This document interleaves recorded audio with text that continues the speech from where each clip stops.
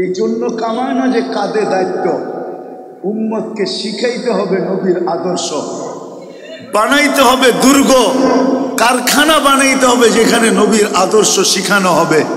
এই জন্য ওলামায়ে কেরাম সমস্ত কিছু। আজকে দুনিয়ার আমার দেশে সবচেয়ে বেশি আঙ্গুল কার উপরে ওঠে? কার উপরে? কার উপরে ওঠে? চোরের উপরে ওঠে না, জিনাকারের উপরে ওঠে না, মদখোরের উপরে ওঠে না, ঘুষখোরের উপরে ওঠে না, কারো উপরে ওঠে না। আমি তো খোলা বলি, ডেলি 10 বার আঙ্গুল আমাকেও সইতে হয়। সব আঙ্গুল ওঠে হুজুরদের উপরে, ঠিক না? আর কারো উপরে তো আঙ্গুল ওঠে না। অথচ 90% মুসলমান। আমি তো সারা দুনিয়া আজ পর্যন্ত আমার পোশাকের উপরে কাউকে আঙ্গুল উঠাইতে দেখলাম না, বরং প্রশংসা করলো, তোর টুপিটা বড় সুন্দর, তোর ড্রেসটা বড় সুন্দর, ডিলা ডালা বড় সুন্দর। শতবার শুনলাম বিদেশে, কিন্তু আমার দেশে তো ডেলি আঙ্গুল 10 বার আমাকে দেখতে হয়। সবচেয়ে বেশি আঙ্গুল তো হুজুরেই সহ্য করে, ঠিক না? না সহ্য করে না? সহ্য তো করে, তারপরও কেন দুর্গ বানায়? এটার জন্যই যে আমাকে চালাইতে হলে একটা অপারেটিং লাগবে, সেটা হলো আল্লাহ রসুলের আদর্শ। দরকার নাই। কি মনে হয় প্রশ্নটা বুঝাইতে পারি নাই? বুঝাইতে পারছি? ওই মানুষটাকে পরিচালনা করার জন্য যে অপারেটরের দরকার, ওই অপারেটরই হলো কোরআন আর হাদিস। ওই অপারেটরটাই হলো আল্লাহ রসুল। এই মানুষটাকে পরিচালনা করার জন্য আজকে দুনিয়াতে বিশেষ করে মুসলমান উম্মতে মুহাম্মদী, মুসলমানের থেকে উম্মতে মুহাম্মদীতে নিয়ে আসলাম। কেননা মুসলমান তো অনেক যুগ থেকে আছে, ইব্রাহিম আলাইহিস সালামের জামানার থেকে মুসলমান চলে আসতেছে। উম্মতে মুহাম্মদী আজকে সারা দুনিয়ায় যে অশান্তির শিকার, যেটা নিয়ে আমরা সারাদিন চিৎকার দিতে থাকি, আসলে চিৎকারের তে আমার মনে হয় আমাদের ভাবনার বেশি দরকার ছিল, চিৎকার কম দরকার ছিল। কেন অনেক সময় দেখা যায় চিৎকার ঘুমন্ত ব্যক্তিকে সজাগ করে। রাগ হয় না, পায়ে হাত রাখি, কিন্তু ওলামায়ে কেরামের অনেক সময় চিৎকার ঘুমন্ত ব্যক্তিকে সজাগ করে। তো চিন্তা, আরে চিৎকার, আমাদের চিৎকারের চেয়ে চিন্তা বেশি দরকার ছিল। যে সম্মিলিত চিন্তা, যে কেন উম্মতে মুহাম্মদী আজকে এত পেরেশান, কারণটা কি? কিন্তু যদি কোরআন হাদিস ঘাটি, তাহলে কোথাও তো উম্মতে মুহাম্মদীর জন্য পেরেশানির সিগন্যাল নাই।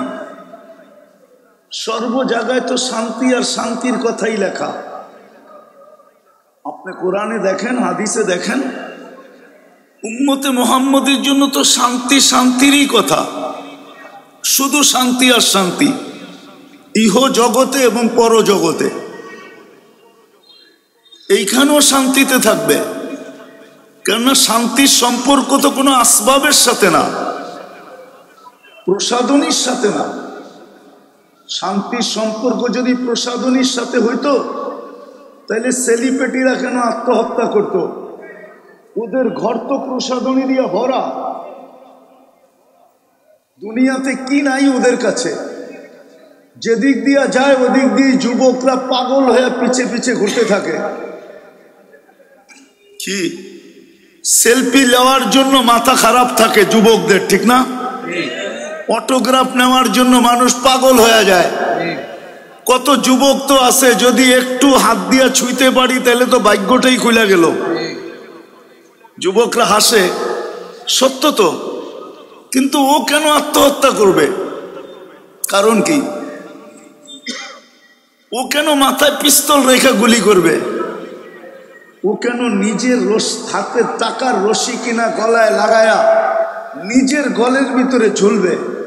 ও যাক বন জঙ্গলে যে গাছের সাথে ঝুলো, ও তো গাছের সাথে জ্বলে না, নিজের ঘরের টাকার কিনা পাংখায় জ্বলে, ঠিক না?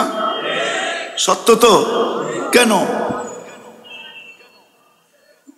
এটাই আমি একটু বুঝাইতে চেয়েছি। আমার কথা ঠান্ডা তো, আমি তো গরম করতে পারবো না।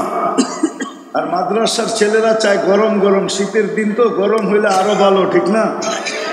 কিন্তু আমার কথায় কোনো গরম নাই, আমি তো ঠান্ডাভাবে বুঝাইতে চাই। এটা আমারটা খুব ধ্যান দিয়া শুনতে হবে, তাহলে বুঝে আসবে।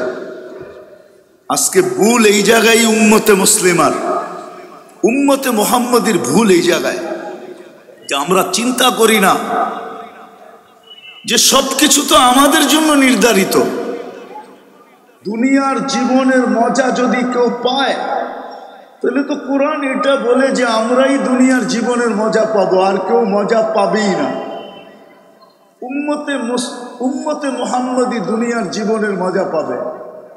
আল্লাহর তো ওয়াদা যে তোমাকে এইখানেও স্বাদ দিব, ওইখানেও স্বাদ দিব, এইখানেও মজা দিব, ওইখানেও মজা দিব, এইখানেও তুমি দুনিয়ার মজা পাবে, জীবনের মজা পাবে, ওইখানেও জীবনের মজা পাবে।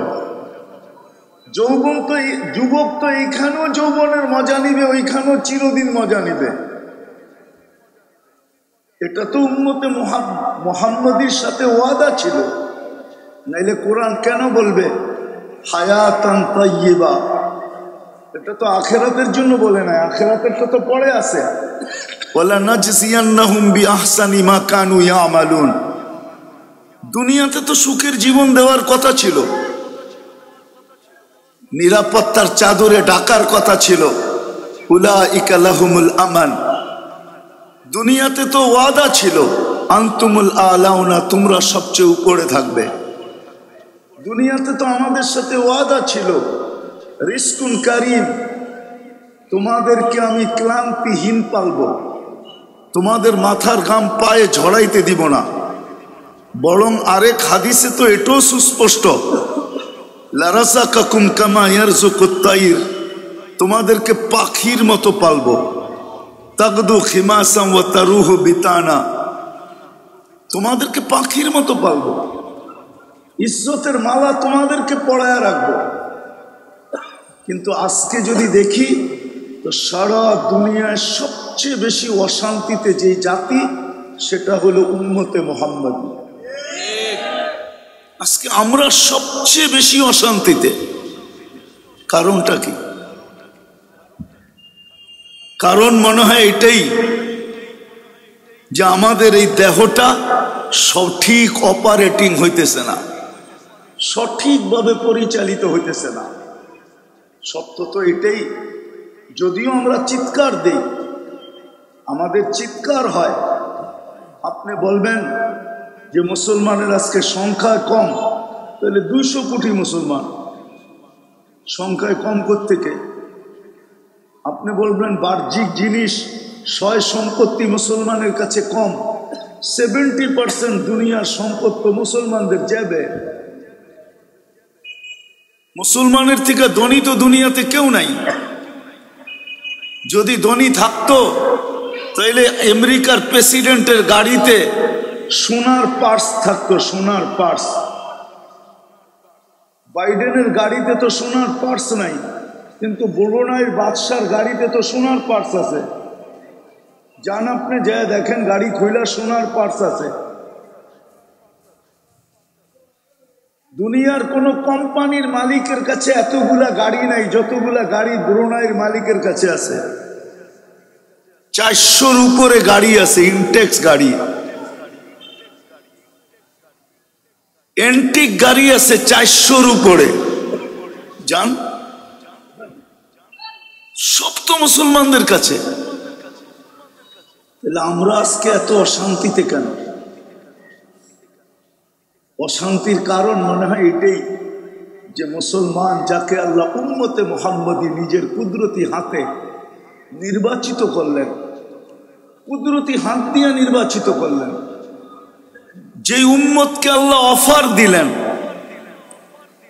যে উম্মতকে আল্লাহ নির্বাচিত করলেন যে কিয়ামতের দিন আমি তোমাকে আমার পক্ষে রাখবো, আমার বিরুদ্ধে যেতে দিব না, আমার পক্ষে রাখবো কিয়ামতের দিন, আমার পাশে রাখবো, আমার পক্ষে রাখবো, আমার পাশে রাখবো। শুহাদা আলান নাস, কিয়ামতের দিন সমস্ত ১.৫ লক্ষ উম্মতের বিরুদ্ধে আমার পক্ষে সাক্ষী হিসাবে আমি তোমাদেরকে রাখবো। আল্লাহকে যদি প্রশ্ন করি, আমাদেরকে আপনার পক্ষে নিয়ে নিলেন, আমাদের পক্ষে কে? তো আল্লাহ যেন বলে ওয়ার রাসূলু শাহিদান আলাইকুম, আমি আমার বন্ধুকে তোমাদের পক্ষে দেয়া দিলাম। তোমরা আমার পক্ষে চলে আসো, আমি বন্ধুকে তোমাদের পক্ষে দেয়া দিলাম। তো বন্ধু আমাদের পক্ষে, আমরা আল্লাহর পক্ষে। যাদেরকে আল্লাহ মুকুট মাথায় দিলেন, কুনতুম খায়রা উম্মাহ, এটা কোনো তর্জমা আয়াত না যে আমরা উত্তম উম্মত, না না, এটা একটা মুকুট, এটা একটা মাথার মুকুট, এটা একটা মেডেল। আল্লাহ আমাদেরকে একটা মেডেল দিছেন, কুনতুম খায়রা উম্মাহ। কিয়ামতের দিন সবাই এটা হাতে নিয়ে দাঁড়াইবা, দুনিয়া দেখবে আর তোমাদের জন্য রাস্তা ছাড়তে থাকবে। এটা একটা মেডেল। যেমন সাহাবায়ে কেরামকে আল্লাহ 1500 মেডেল দিছেন। কোরআনে 1500 আয়াত আছে সাহাবাদের সামনে, একটা না দুটা না। তো যেই উম্মতকে আল্লাহ এত উচ্চ মর্যাদা দিলেন, এত ভালোবাসা দিলেন, ভালোবাসার অন্ত নাই। আপনি একটা কথা ভাবেন, বলুক কোন ওলামায়ে কেরাম, সোনারগাঁয়ে তো ওলামায়ে কেরাম কম নাই। এটা তো কওমি মাদ্রাসা আঞ্চলিক শিক্ষা বোর্ড সোনারগাঁ, বলুক ওনারা। আমি দিতেছি, তারপরে বলুক। আল্লাহ তো এই উম্মতের জন্য সারাদিন হাত প্রসারিত করে বসা থাকে। যেই উম্মত আমার কাছে তওবা করুক, আমি এদেরকে বুকে লাগাই। ইয়াবসুতু ইয়াদাহু নাহারান হাত্তা ইয়াতুবা মাসি আল-লাইল। আবার রাত্রেও হাত প্রসারিত করেন, কিন্তু একটা সময় পর্যন্ত, 3 ভাগের 1 ভাগ পর্যন্ত। তারপরে মনে হয় এটা আমার তাখায়ুল, ধারণা, ভালোবাসার চোটে আর মনে হয় হাত প্রসারিত করে বসে থাকতে পারেন না। প্রথম আকাশে নাইমা চলে আসেন, যে এতক্ষণ তো প্রসারিত করলাম, আসলো যা আসলো আসলো, বাকি তো আসলো না, চলো আমি নিজে প্রথম আকাশে চলে যাই, ডাকা শুরু করি, দেখি ডাইকা কয়জন পাই। আল্লাহ তো ডাকা শুরু করে। তাহলে এই উম্মতের সাথে কতটুকু ভালোবাসা। কোন উম্মতের জন্য এই হাদিস আছে কিনা আমি জানি না, ওলামা বলতে পারবে। এই হাদিস তো আমাদের নবীজি শুনাইছেন, কোন উম্মতের নবী তো এই হাদিস শুনান নাই। আলা মিন মুস্তাগফিরিন ফাগফির আগফির আলা। কোন হাদিসের কিতাবে তো, কোন উম্মতের হাদিসের কিতাবে তো আসে নাই। আমাদের বুখারী শরীফই আসছে, অন্য কোথাও তো আসে নাই। তাহলে কতটুকু ভালোবাসে এই উম্মতকে। আজকে যতই আমরা চিৎকার দিই না কেন, চিৎকার দিয়ে কোনোদিন সমাধান হবে না। রাগ হয় না, আমি আপনাদের চিৎকারের বিরুদ্ধে না, আবার মনে করেন না যে আপনি চিৎকারের বিরুদ্ধে। আমি বিবেকের পর্দা খুলতে চাইতেছি সাধারণ মানুষের। ওলামা ওলামা, সাধারণ মানুষ সাধারণ মানুষ। আজকে আমাদের অশান্তির একমাত্র কারণ হলো, অশান্তির একমাত্র কারণ আমরা এটার অপারেটিং ভুলে গেছি। আমরা সব চালাই বটে, কিন্তু আমাকে যে চালাইতে হবে, আমাকে যে কোরআন হাদিসের আলোকে চালাইতে হবে, আমাকে যে আল্লাহ আল্লাহ রসুলের বিধান মতে চালাইতে হবে। রব্বে কাবার কসম, যুবক যদি যৌবনকে আল্লাহর বিধান মতো চালাইলো, তাহলে তো এই সুসংবাদ যুবকের জন্য শিরুধার্য যে জমিন দিয়া যখন চলবে, তো আল্লাহ ফেরেশতাকে ডাইকা দেখায় বলবে, ইন্নী উবাহি বিহিল মালাইকা, আমি তোমাদের উপরে এই যুবককে নিয়ে গৌরব করি। সেজদায় যখন যাবে, আমি হাদিসের কিতাবের নাম বলতেছি, আপনারা দেখে নেন। ইত্তেহাফাতুস সুন্নিয়া ফি আহাদিসিল কুদুসিয়া, পাইলে পড়া নেন, মোতালা করে নেন, কিতাবের নাম বলে দিতেছি। সেজদায় যখন যুবক যায় তো আল্লাহ তো ডাইকা ফেরেশতাকে বলে জাআলা আজলাহু ওয়া মাজালাহু লিআজলি হাদা আবদি হাক্কা, সবকিছু বিসর্জন দিয়া দেখ আমার কুদরতি পায়ে মাথা ঠেকায়া দিছে, এই যুবক আমার কাছে এ পারফেক্ট বান্দা। ইন্নী উবাহি বিহিল মালাইকা, তোমাদের উপরে আমি এই যুবককে নিয়ে গৌরব করি। যদি যুবক নিজেকে যৌবনকে পরিচালিত করে আল্লাহ আল্লাহর রসুলের আদর্শ মতো, আজকে সব আছে আমাদের কাছে বটে, বচন ভঙ্গি আছে বটে, কথার ভঙ্গি আছে বটে, চিৎকার আছে বটে, আওয়াজ আছে বটে, সবকিছু আমাদের কাছে আছে বটে, কিন্তু আল্লাহর বিধান নবীর আদর্শ আমাদের ভিতরে নাই। আল্লাহর বিধান তো বাদই দিলাম, কেননা কোনো এক ক্ষেত্রে তো তাকাইলে দেখা যায় আল্লাহ মনে হয় নিজেরটা পিছে সরায় নিয়ে গেছেন। আল্লাহ প্রথমে বলছিলেন আতিউল্লাহ, আল্লাহকে মানো, কিন্তু যদি বন্দা প্রশ্ন উঠায়া দেয় যে আপনাকে তো চোখেই দেখা যায় না, মানবো তো মানবো কি করে, আপনার কথা তো কানেই শোনা যায় না, কি করে মানবো, আপনাকে তো ধ্যান ধারণায় আনা যায় না, কি করে মানবো, আপনাকে তো বর্ণনা দিয়ে শেষ করা যায় না, নাইলে কবি কেন বানাইতো তুমি আকাশে আমি জমিনে, দূরত্ব তো আর কম না, আপনাকে মানবো তো মানবো কি করে। বুঝা গেল আল্লাহ পরের শব্দ বলছে আতিউর রসুল, ঠিক আছে আমাকে মানতে কষ্ট হয়, এত দূরত্ব তোমার ভিতরে সন্দিহান, তাহলে আমার বন্ধুকে মানলেই হবে। আমার বন্ধুকে মানো, এটা তো কাছে, এটা তো তোমার ভিতর থেকেই। হুয়াল্লাযী বাআসা ফিল উম্মিয়িনা রাসূলাম মিনহুম ইয়াতলু আলাইহিম আয়াতিহি ওয়া ইউযাক্কিহিম ওয়া ইউআল্লিমুহুমুল কিতাবা ওয়াল হিকমা। বন্ধু তো তোমাদের কাছে, বন্ধু তো তোমাদের মধ্য থেকে, বন্ধুকে মানো। তোমরা আমাকে দেখো নাই, কিন্তু বন্ধু তো আমাকে দেখা গেছে, বিদায় বন্ধুরটাই মানো। আমার মনে হয় মেরাজ এই জন্যই, ওলামা যা বলবে বলবে, আমার কাছে মেরাজ এই জন্য যে মানুষ প্রশ্ন উঠা দিছে আপনাকে তো দেখি না, মানবু করতে কা, বন্ধু আয়েন তো উঠা, আসেন দেখা যান আপনি। তারপরে উম্মতকে বলতেছি তোমরা দেখো না, বন্ধু তো দেখছে, বন্ধু তো তোমাদের ভিতর থেকে, বন্ধুকে মানো। আজকে নবীর আদর্শ না মানার কারণে আজকে মুসলমান সারা দুনিয়ায় পেরেশান। পাত্তির জন্য পেরেশান না, পাত্তি বোঝেন? সোনার গায়ে মানুষ ডাকায় ভাষা বোঝেন না মনে হয়, ঠিক না? আব্দুল গফফার সাহেব তো সোনার গায়েই ছিল রহমতুল্লাহ আলাই, বাড়ি তো সোনার গায়ে, ঠিক না? চিনেন? দেখছেন? না না, অনেকে দেখেন নাই, নিউ জেনারেশন দেখে নাই। আরে এখানে আপনি দেখছেন, এরা তো দেখে নাই, বয়স্করা দেখছে, ইয়াংরা তো দেখে নাই।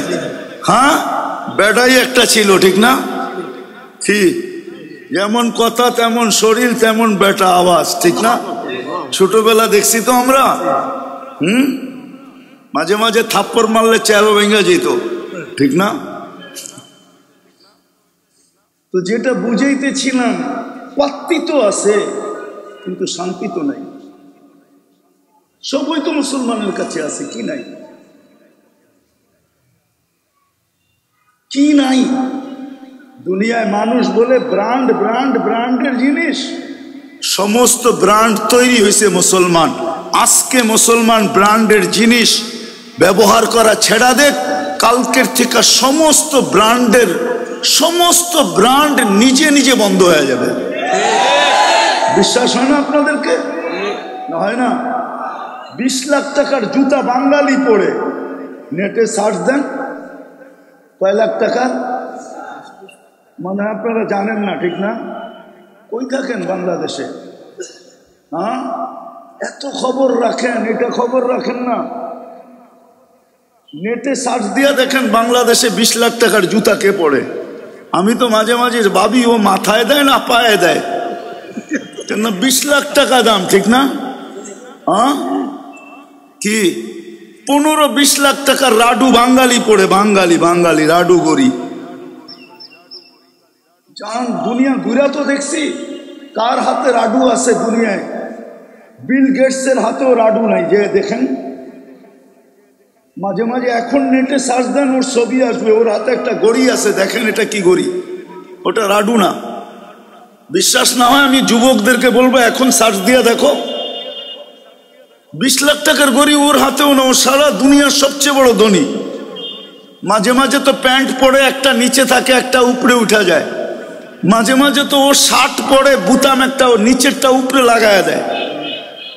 দেখেন ওর টি শার্ট কয় টাকার দাম, আর দেখেন বাংলাদেশি এরকম টি শার্ট পাবেন 2.5 লাখ টাকা দিয়ে টি শার্ট কিনছে নাই। দুনিয়ার ব্র্যান্ড মুসলমান পড়ে, দুনিয়ার সবচেয়ে দামি খাওয়া মুসলমান খায়। আমি যুবকদেরকে বোঝানোর জন্য বলতেছি, তোমরা নেটে সার্চ দাও, দেখো কেএফসি কারা বেশি খায়, ম্যাকডোনা কারা বেশি খায়, সার্চ দাও, এক্ষণ সার্চ দাও, এক্ষণ চলে আসবে। সবচেয়ে বেশি মুসলমান খায়, দুনিয়ার সবচেয়ে বেশি প্রসাধনী মুসলমান ব্যবহার করে। আজকের থেকে মুসলমান মা বোনরা কসমেটিক ছেড়া দেখ, কালকের থেকে সব বন্ধ হয়ে যাবে।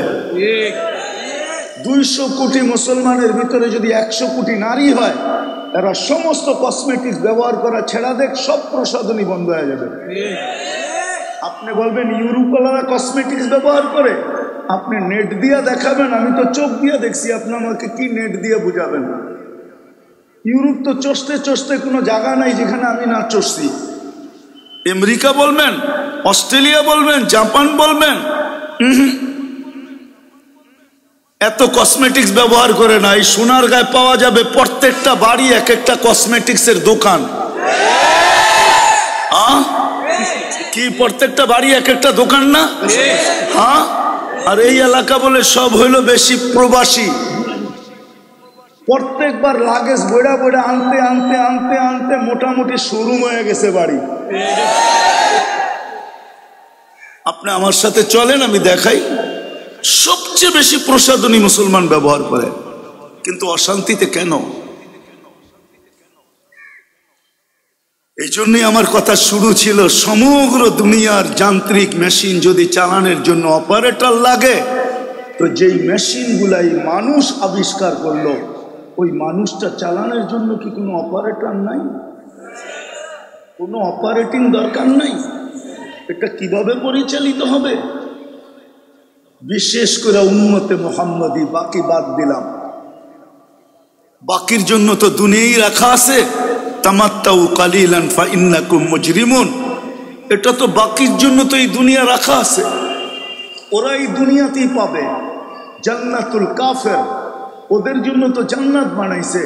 কমসে কম উম্মতি মুহাম্মদী তো বাবা উচিত ছিল যে আমরা অশান্তিতে কেন, কি কারণে আমরা আজকে অশান্তিতে? যেদিকে তাকান এদিকেই অশান্তি আর অশান্তি, অশান্তি আর অশান্তি। কারণটা কি? উম্মতে মুহাম্মদী হওয়া সত্ত্বেও অশান্তি। কিন্তু কোরআন তো বলে না যে উম্মতে মুহাম্মদী অশান্তিতে থাকবে। কোরআন তো বলে এক কাপড় ঘরে থাকবে, কিন্তু ঘরের সবাই খুশিতে নাচতে থাকবে, সুখের সমুদ্রের ভিতরে ভাসতে থাকবে, সবার ঘরে সুখ থাকবে। একটা নিয়ে আসেন আমাকে যে সাহাবারা অসুখী ছিল। দুনিয়ার কেউ লেখছে একটা শব্দ, কোন কাফের লেখছে সাহাবাদের সম্বন্ধে যারা অসুখী ছিল? হ্যাঁ, গরিব ছিল, এটা লিখতে পারে। গায়ে কাপড় ছিল না, এটা লিখতে পারে। পায়ে জুতা ছিল না, এটা লিখতে পারে। শততালির কাপড় ছিল, এটা লিখতে পারে। কিন্তু অসুখী ছিল, এটা লেখার মতো ক্ষমতা মনে হয় কারো নাই। মনে উঠলো, এই জন্য বলতেছি। যখন 4 মহাদেশ ওমর রাদিয়াল্লাহু তাআলা আনহুর পায়ের নিচে, তো আশারায়ে মুবাশশারার ভিতরে 6 জন বসছেন। আলী রাদিয়াল্লাহু তাআলা আনহু ছিলেন মশওয়ারার জন্য। তো জিজ্ঞাসা করছে আলী রাদিয়াল্লাহু তাআলা আনহু, কি মশওয়ারা করবে তোমরা? বলছে 4 মহাদেশ আমিরুল মুমিনিনের পায়ের নিচে, সারা দুনিয়ার থেকে প্রতিনিধিরা আসে। উনি যদি একটু কাপড়টা চেঞ্জ করত, কাপড়টা যদি একটু ভালো করত, তো বলছে দ্বিতীয়, সারা দুনিয়ার লোকগুলা আসে ওনার কাছে, উনি যদি বসার বিছনাটা একটু সুন্দর করত।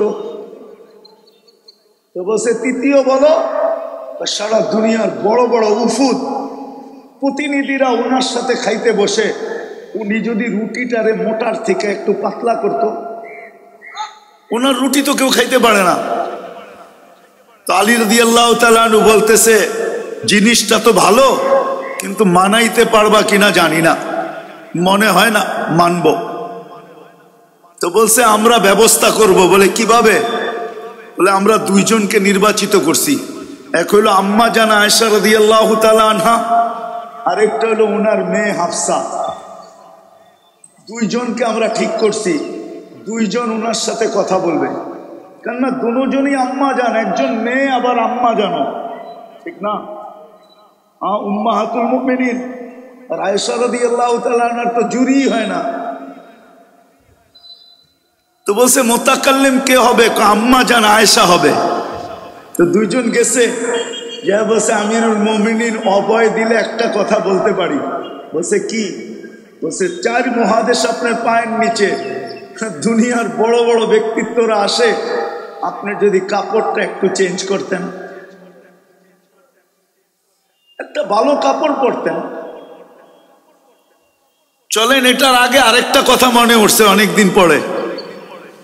যেদিন বাইতুল মুকাদ্দাসের চাবি নিতে যান আমিরুল মুমিনিন ওমর রাদিয়াল্লাহু তাআলা আনহু, কেননা ইহুদিদের এটা কি বলে, ইহুদিদের আবেদন ছিল যে আমরা চাবি আমিরুল মুমিনিন না আসলে দিব না। লম্বা কাহিনী আমি শর্ট করতেছি। তো যেদিন উনি শামে ঢুকবে, ওই দিন রাত্রে শামে খুব বৃষ্টি ছিল। তো সারা রাত্র চলার পরে সকালবেলা উনি শামের সীমান্তে ঢুকবেন। আবু উবায়দা রাদিয়াল্লাহু তাআলা আনহু স্বাধীন করছিলেন ফিলিস্তিন। তো উনি সীমান্তে এসে অপেক্ষা করতেছিলেন। তো সকালবেলা পালা ছিল, গোলাম উটের উপরে থাকবে, আমিরুল মুমিনিন রশি টানবে। কিন্তু শান্ত আপনারা দেখেন নাই, বৃষ্টির কারণে কাদা ছিল। উনি জুতা খুইলা বগল তলে নিছেন, বাম বগল তলে, আর চাপ দিয়া ধইরা বাম হাতেই কাপড়টাকে উঁচা করে ডাইন হাতে রশি টানতে ছিল।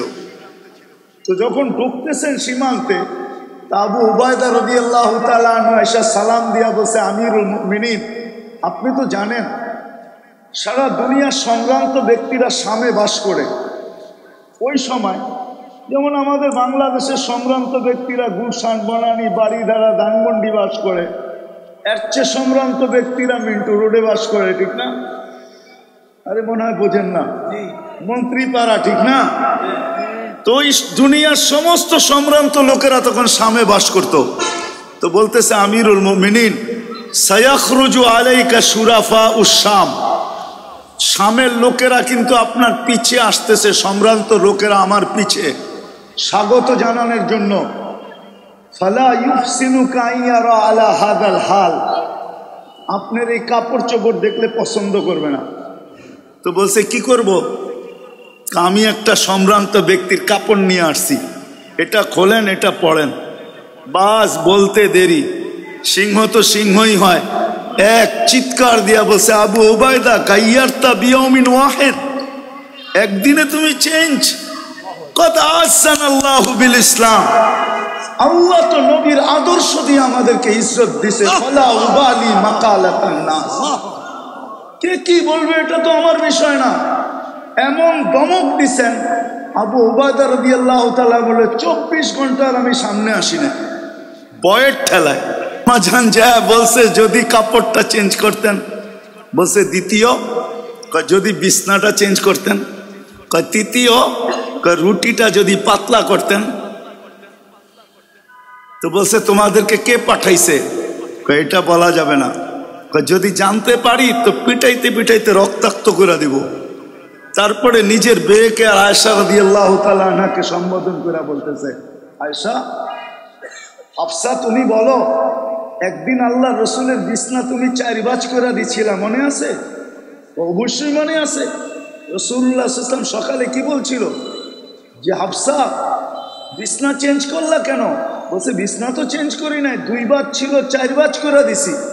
বলছে আজকে রাত্রে আমার কষ্ট হয়েছে, তুমি বিছনা 2 ভাঁজই রাখবা, 4 ভাঁজ করবা না।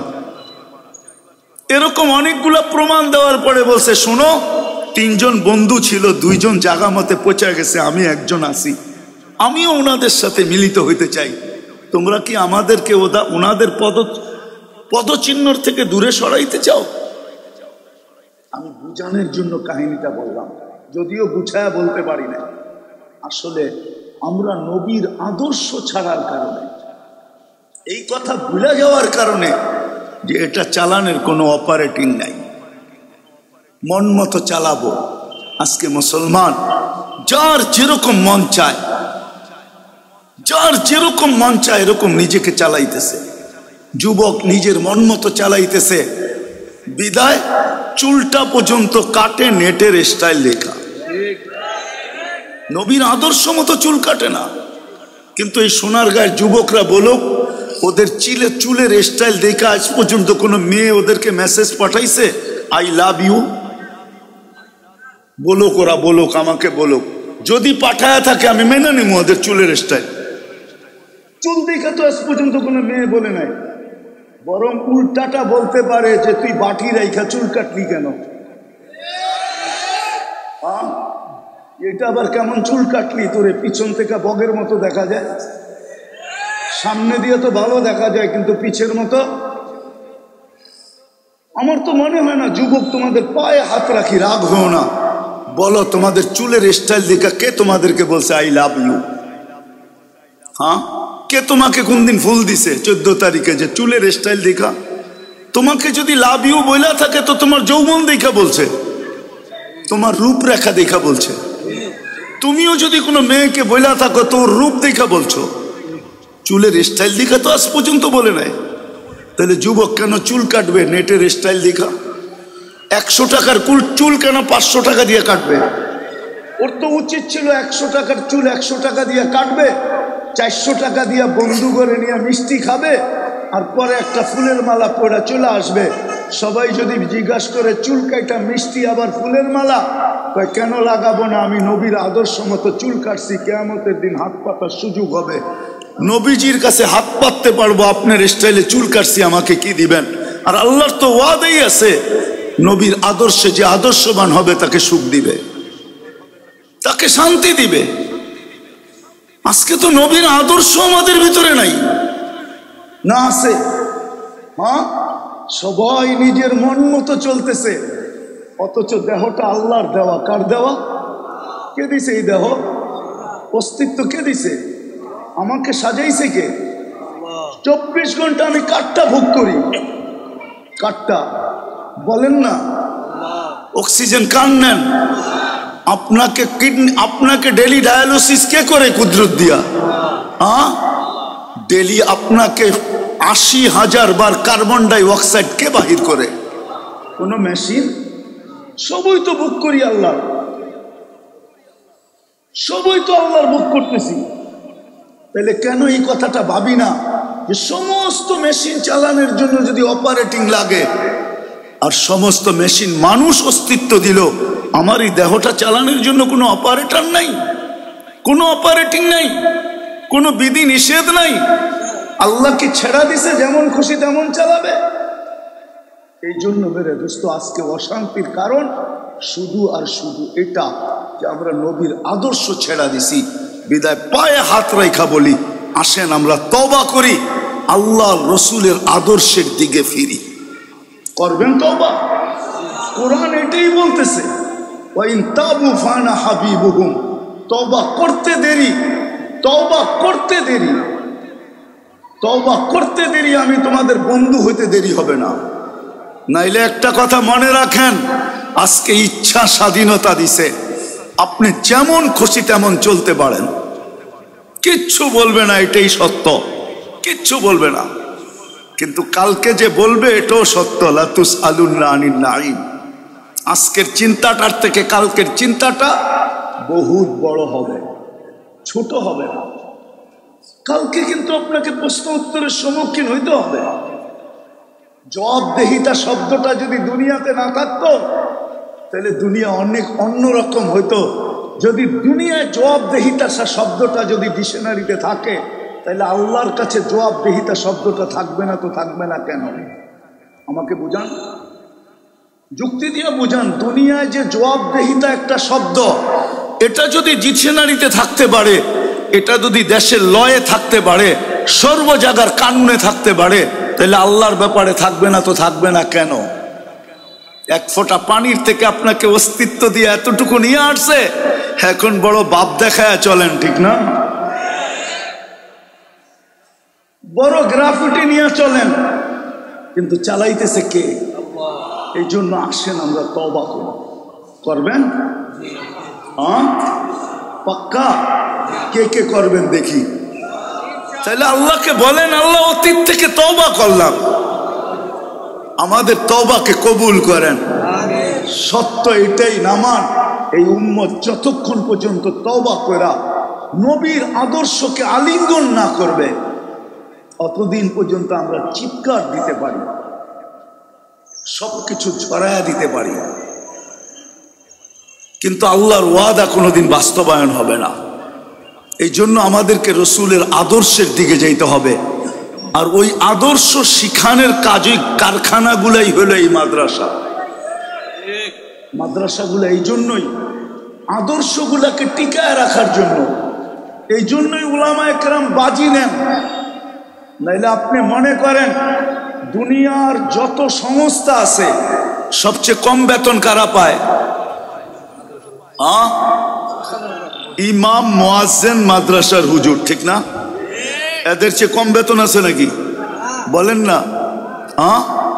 কমিটি তো সাফ কয় হুজুররা এত টাকা দিয়ে কি করবে, ঠিক না?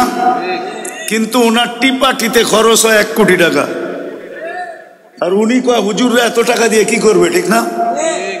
সবচেয়ে কম বেতন কারদের। অথচ তো সোনার গায়ে যদি অটো চালায় তো ডেলি 1000 কামানো কোনো ব্যাপার না, ঠিক না? সোনার গায়ে কয়জন ইমামের বেতন 30,000 টাকা আছে না? উলুকান্দি মাদ্রাসার কোনো হুজুরের বেতন 30,000 আছে? আছে নাকি?